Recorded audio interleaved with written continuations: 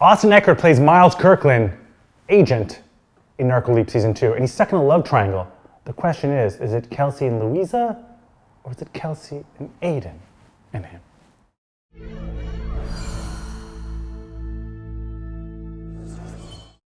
Why should I believe anything you say? I honestly don't know. Maybe because you see that I feel the same way about it that you do. I'm ready to die, if that's what it takes, but I'm not ready for her to die. Why should people be watching Season 2 if they haven't yet? Well, it's got your favorite Vancouver actors in it, first of all. That's kind of like what got me excited, and it's a show that seems to resonate with people around the world, and it's got some amazing performers in it. How did your character evolve from Season 1 to Season 2?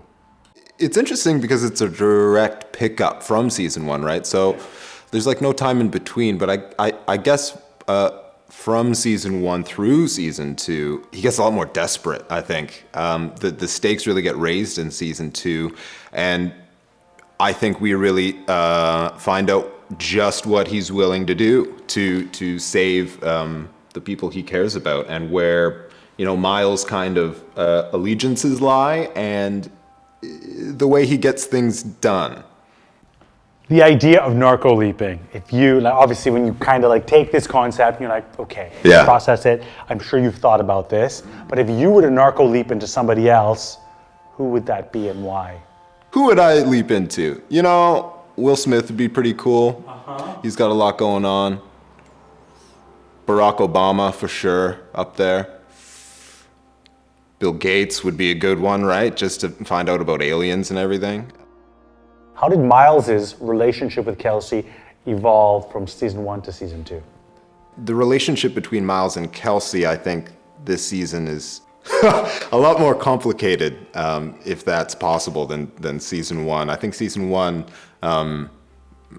we're conflicted for all sorts of reasons, but Season 2, I think also, we're really discovering like how Miles deals with his relationships. I think there's similar themes between the two women that he's involved with in the show, in that he idealizes them. He thinks the best of them. He thinks that they can save the world, and that what they represent and the way that they help the world and society needs to be defended at all costs, you know? And it's interesting that the heavy-handed nature that he kind of takes to try to make sure that people are fulfilling themselves to the best that they can. Yeah.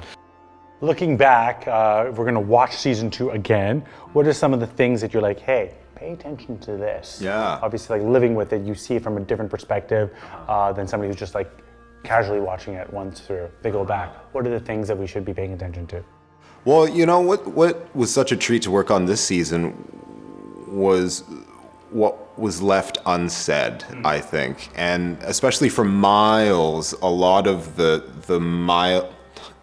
mileage in some of what he has to do, and kind of the cool spy narrative agent stuff that he gets to do is the gray area that he leaves, and kind of you don't really know whose side he's on because he doesn't really explicitly say what he's up to, and I think that plays out for a lot of the new characters we meet this season, as well as characters we're revisiting. Everybody's got ulterior motives, and nobody's really explicitly telling the truth, I don't think. So I guess if you're to rewatch Season 2,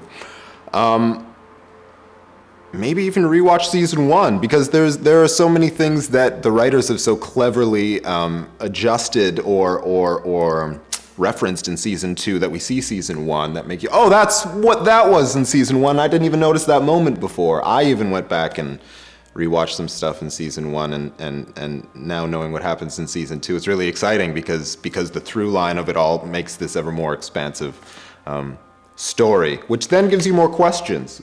So it's that never-ending loop, which is, I guess, what you want.